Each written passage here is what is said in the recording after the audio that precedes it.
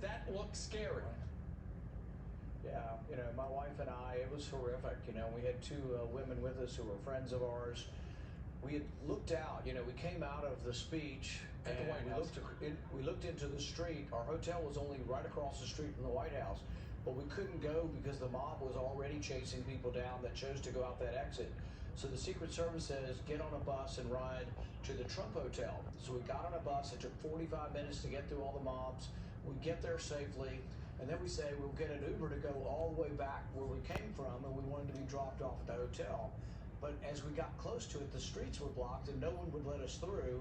And what happened is there was 2 blocks, and I regret that I made this decision, but I said we're going to walk the 2 blocks.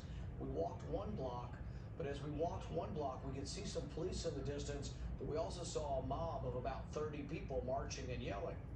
They all of a sudden saw me right as we got to the policeman, fortunately, or I don't think we'd have survived. We got to the policeman, and the policeman I don't think recognized me, and as they came closer they were shouting my name, and the crowd doubled to 60, and then it doubled again to 120, and as they were surrounding us and it got closer and closer and everybody kept pushing back, the policemen were forming a barricade with their bodies. I whispered to the policeman, they know who I am, you've got to get reinforcements, it's going to get worse. He called for reinforcements, but we didn't get any reinforcements. We waited, but the crowd was getting bigger and bigger and pushing in. They were yelling threats. They were trying to push the police over to get to me. They were grabbing at us.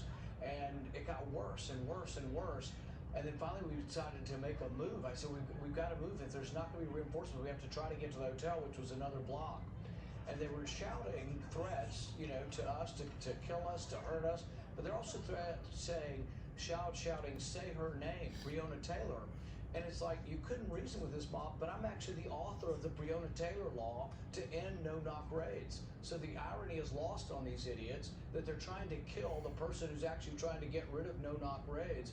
And they were shouting and screaming and just, it really, these people were unhinged. But I can't tell you how, I'm not sure we would have made it. So as we're walking, sort of surrounded by the police, they're attempting to push the police over to get to me. So at one point, they push a policeman backwards. He stumbles, and he's trying to catch his balance, and I catch the back of his flak jacket to stabilize him and, make sure that he's okay, because he's our defense. I mean, if he's down, the mob's loose on us. And you've seen the pictures of what they do to you. If the police are not there, if you defund the police, if we become Portland, if America becomes Portland, what's going to happen is people are going to be pummeled and kicked in the head and left senseless on the curb. That would have happened to us. I promise you, had we not had the DC police to support us, we are thankful that we have police, and we've got to wake up. We can't have the whole country. We can't have Joe Biden rule the country and have no police. I mean, we can't walk down the street in D.C. safely now. That's how bad it is. I saw